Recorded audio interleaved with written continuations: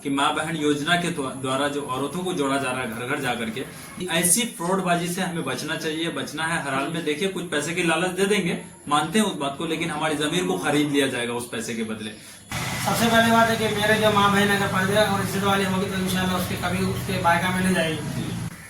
अस्सलाम वालेकुम दोस्तों, आज हम लोग आए हैं आप लोग के बीच में फिर से। देखिए, आज एक मैटर लेकर के आए थे। दरअसल ये है कि अभी जो फंडा चल रहा है आरजेडी की तरफ से कि माँ बहन योजना के द्वारा जो औरतों को जोड़ा जा रहा है घर घर जाकर के।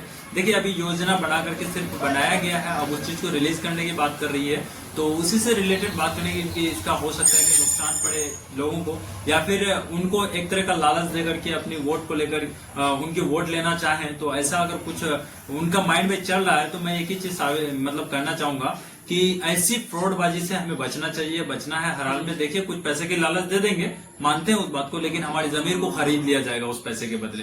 तो मैं यही चाहूंगा। और अभी जो हजरत हमारे बीच में आए हुए हैं तो अभी बताएंगे कि आपको किस तरह से काम करना चाहिए या फिर किस तरह से बचना चाहिए इन चीजों से, और क्यों बचना चाहिए वो भी बताएंगे।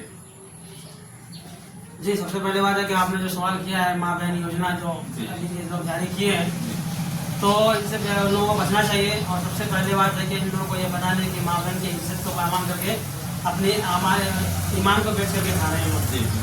और सबसे पहली बात है कि किसी की पैसा ले क्यों हम आप खुद कमा के खा रहे हैं, खुद मेहनत करके खा रहे हैं। अगर आप किसी का पैसा लेकर ले लेंगे 2500 रुपया, तो कुछ थोड़ी देर के लिए तो कुछ होने वाला नहीं है।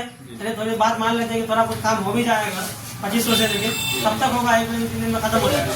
फिर उसके बाद आपको वो 5 साल के खरीद लिया। फिर उसके बाद अगर काम नहीं करेगा तो क्या बोल सकते, कुछ भी नहीं बोल सकते। जैसे जुमलाबाजी पिछली बार किया था, 15 लाख देंगे मोदी जी बोले।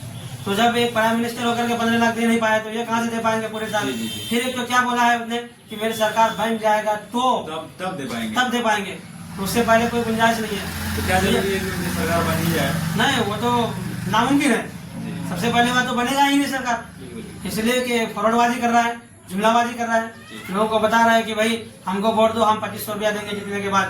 तो आपसे बड़ा फेकम फाक करने वाला तो फेंके चले गए। सही बात। लेकिन आज का अपने आपकी कुछ भी नहीं है, तो सरकार है कुछ भी नहीं है अभी आपका। जैसे अभी हमारी माँ और बहनों को एक तरह से गुमराह किया जा रहा है, तो इसके बारे में क्या बताएंगे उन लोगों को? इस तरह का मतलब जुमलाबाजी के इसमें नहीं आना है, क्योंकि कई वार्डों में मैंने देखा है कि वहाँ पे जाकर के पर्चा बांटे हैं और वीडियो का फोटो को पोस्ट करने के माध्यम से देखा मैंने सोशल मीडिया के जरिए से कि कई माँ बहनों को बहला फुसला करके उन्हें इस चीज से जोड़ा जा रहा है।